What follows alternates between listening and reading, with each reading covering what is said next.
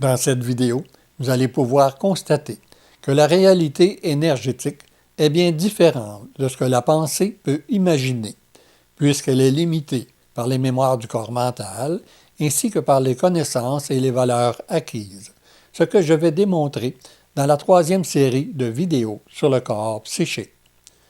Dans cette vidéo, je vais vous expliquer comment les énergies émotives et rationnelles physiques participent à la construction du corps physique tout en définissant un mode de fonctionnement relatif à chacune de ces énergies, que ce corps soit animal ou humain. Vous pourrez aussi constater que ce sont ces énergies qui lient le corps physique aux puissants instincts afin de l'aider à survivre et à se reproduire dans ce monde matière. Dans cette nouvelle vidéo, je vous explique les énergies du corps physique qui, comme je vous l'ai déjà mentionné, sont émotives et rationnelles.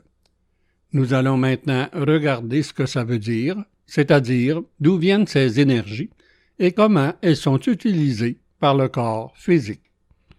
L'énergie rationnelle ou de structure physique, c'est l'énergie qui provient des étoiles, tandis que l'énergie émotive ou réactive physique, c'est l'énergie de la planète. Les étoiles sont comme des réacteurs nucléaires qui contiennent la matière cosmique afin de la transformer en minéraux.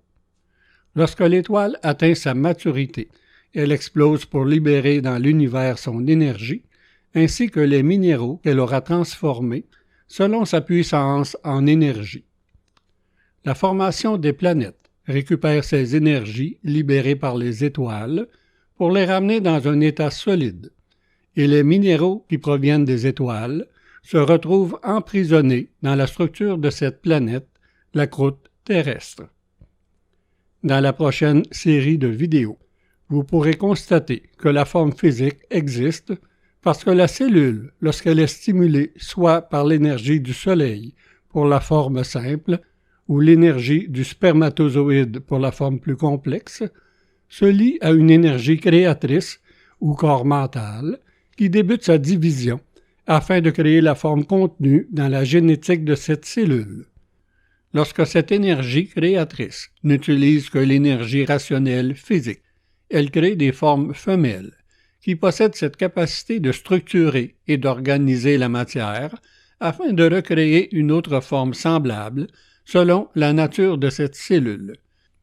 Cette énergie est aussi directement reliée à l'instinct de survie, ce qui permet aussi à la forme femelle d'organiser la matière afin que cette nouvelle forme puisse grandir et se développer dans un environnement où elle pourra survivre jusqu'à ce qu'elle puisse fonctionner par elle-même.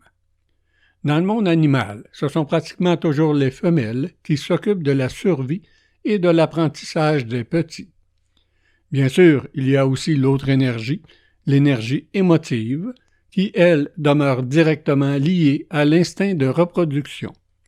Ce qui veut dire que même si la femelle possède un corps construit par l'énergie de structure, elle aura aussi, selon la génétique de sa cellule, un besoin de reproduction qui sera défini par la génétique de sa forme animale.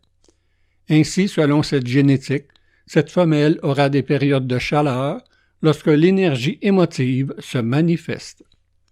Chez l'humain, le corps féminin se transforme vers la préadolescence afin qu'il puisse devenir en mesure de structurer la matière et ainsi pouvoir créer d'autres formes, des enfants. La femme, qui possède une énergie physique qui provient des étoiles, demeure plus froide dans sa manifestation physique.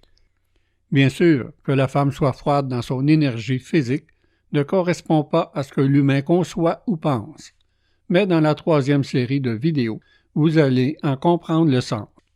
Pour l'instant, je demeure au niveau des énergies physiques et du fonctionnement de l'énergie émotive physique.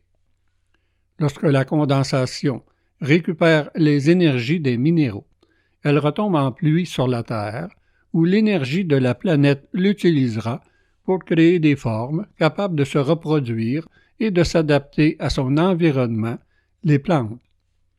L'énergie de la planète est donc une énergie de reproduction, mais qui a besoin de l'énergie de structure des minéraux afin de créer toutes les formes qu'elle peut produire.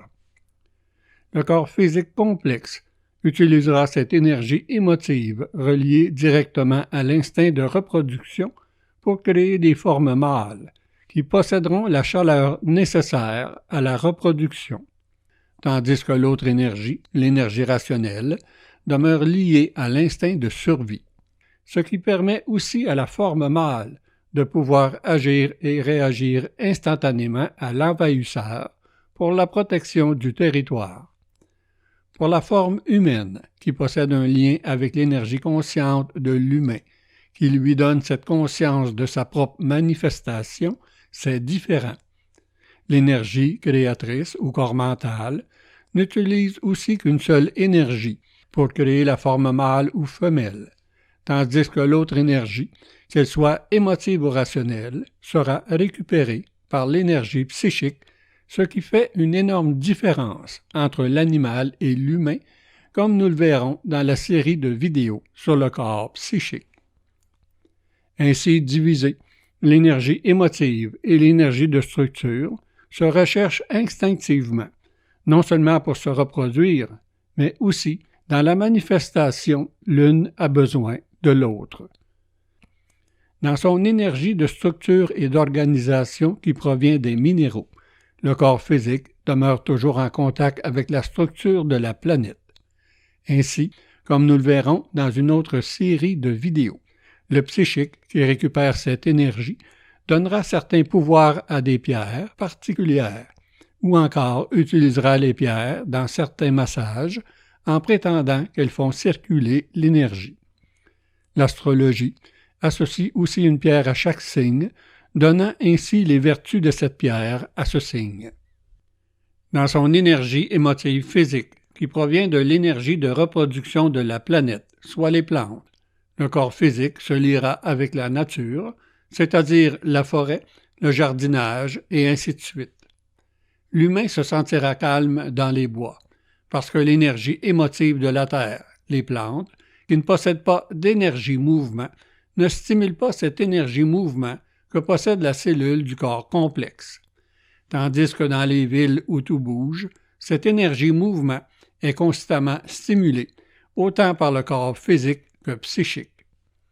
Encore une fois, le psychique récupère l'énergie émotive physique pour donner certains pouvoirs aux arbres et pour créer des rituels afin d'obtenir un puissant contact avec la nature. Cette récupération par le psychique de l'énergie rationnelle ou émotive physique apporte à la pensée humaine l'illusion d'un bien-être, mais peut aussi facilement éveiller chez l'humain inconscient un puissant contact avec les instincts.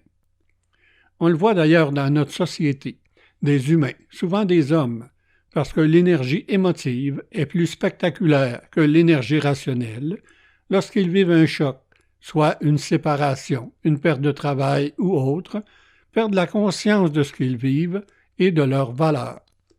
L'énergie récupérée par le psychique laisse alors libre cours à l'instinct associé à cette énergie, et la réaction émotive pourrait être explosive, voire dangereuse. Les énergies de structure du corps physique femelle, comme l'énergie émotive du corps physique mâle, définiront aussi des modes de fonctionnement reliés à ces énergies. La femme qui possède cette énergie de structure aura une tendance naturelle à être une personne organisée dans la matière. Tout sera à sa place et sa vision, qui demeure liée à cette énergie, verra immédiatement ce qui ne convient pas ou n'est pas à sa place. Par comparaison, l'homme qui possède une énergie émotive de reproduction aura naturellement une manifestation action-réaction qui peut l'amener à réagir fortement ou violemment si cette réaction provient du lien de cette énergie avec les instincts. L'homme qui n'a pas d'énergie de structure physique sera désorganisé dans la matière. Il laissera facilement traîner, ce qui pour lui n'a pas d'importance, mais il sera toujours présent à des jeux qui stimulent son énergie émotive physique. L'homme qui demeure désorganisé dans son énergie émotive a besoin de l'énergie d'organisation de la femme, même s'il n'en est pas conscient, tandis que la femme, dans son inconscience, aura aussi besoin de l'énergie de réaction là où elle n'en a pas la capacité. Le besoin de contrôler et d'organiser chez la femme, comme celui de réagir et d'agir chez l'homme, se fait automatiquement, puisqu'ils proviennent du fonctionnement inconscient des énergies du corps physique. Les hommes qui possèdent fortement cette énergie émotive vont aimer davantage les jeux qui demandent une réaction instantanée. Et si leur énergie est très physique, ils vont s'engager dans un travail ou des activités qui ne demandent pas de penser, mais d'agir. Les hommes d'affaires vont aussi faire des transactions, souvent d'une manière réactive. Et lorsqu'il s'agit de les ajuster à leur entreprise, ils vont donner ce travail à leur secrétaire, qui, elle, possède l'énergie d'organisation pour le faire. Bien sûr, vous me direz, moi je connais des femmes qui ne sont pas du tout organisées et des hommes qui ne sont pas du tout réactifs. C'est vrai, les liens des énergies physiques avec les énergies des autres dimensions peuvent modifier les comportements du corps physique, mais il n'en demeure pas moins que les énergies de structure ou émotives, selon le corps physique, demeurent toujours présentes et toujours prêtes à se manifester. La femme, désorganisée, sera quand même organisée quelque part dans son fonctionnement, souvent au travail, tandis que l'homme qui n'est pas réactif dans son énergie physique pourrait l'être psychologiquement, ce que nous aborderons dans la 3e série de vidéos. Ceci conclut cette série de vidéos sur le corps physique.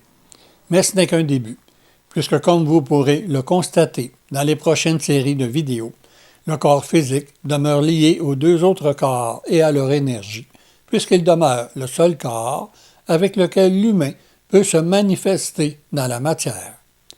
Vous pourrez aussi constater que l'humain dans son inconscience laisse ses énergies physiques nourrir des énergies et des formes qui proviennent des autres dimensions. Ces énergies et ces formes peuvent ainsi se manifester dans la matière en utilisant les énergies physiques que l'humain n'a pas appris à utiliser pour lui-même. Voilà le but de ces vidéos, aider l'humain à prendre conscience de son fonctionnement ainsi que des liens de ses énergies physiques avec les énergies de ses autres corps, afin qu'il puisse avoir la possibilité de pouvoir contrôler sa propre manifestation. Je vous donne rendez-vous la semaine prochaine pour une nouvelle série de vidéos sur le corps mental.